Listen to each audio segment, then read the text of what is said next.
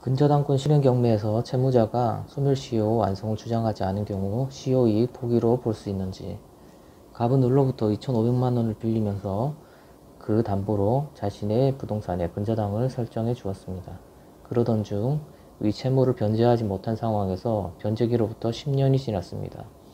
그 후 을이 경매를 신청하여 일부 채권을 배당받았습니다.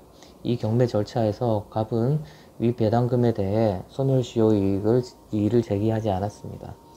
그 후 갑은 을을 상대로 자녀 채무에 대한 청구 소송을 제기하였습니다.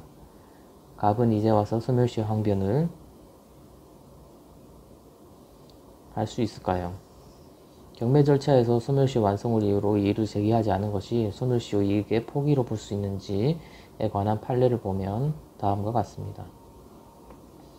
대법원 2010-6345 판결입니다.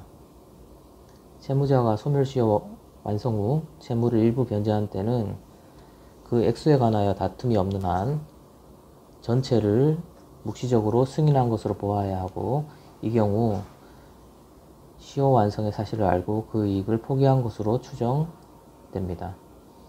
따라서 이미 소멸시효가 완성된 어음채권을 원인으로 하여 집행력 있는 집행권한을 가진 채권자가 채무자의 유체동산에 대한 강제집행을 신청하고, 그 절차에서 채무자의 유체동산 매각대금이 채권자에게 교부되어 그 일부의 변제 충당될 때까지 채무자가 아무런 이의를 진술하지 아니하였다면 그 강제집행 절차의 진행을 채권자가 알지 못하였다는 등의 특별한 사정이 없는 한 채무자는 그 어음채권에 대한 소멸시효 이익을 포기한 것으로 볼 수 있고, 그때부터 그 원인채권의 소멸시효 기간도 다시 진행하지만, 그렇게 소멸시효 이익을 포기한 것으로 보기 위해서는 채무자의 유체동산 매각대금이 채권자에게 교부되어 그 채무의 일부가 변제되었음이 증명되어야 한다.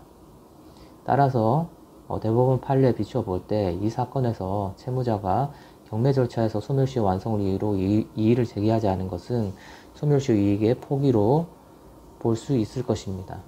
그러므로 소멸시효 이익을 포기한 이상 소멸시효 이익을 포기를 기준으로 다시 소멸시효가 진행이 되고 다시 소멸시효가 완성되지 않는 한 소멸시효 완성을 항변하기는 어려울 것으로 보입니다.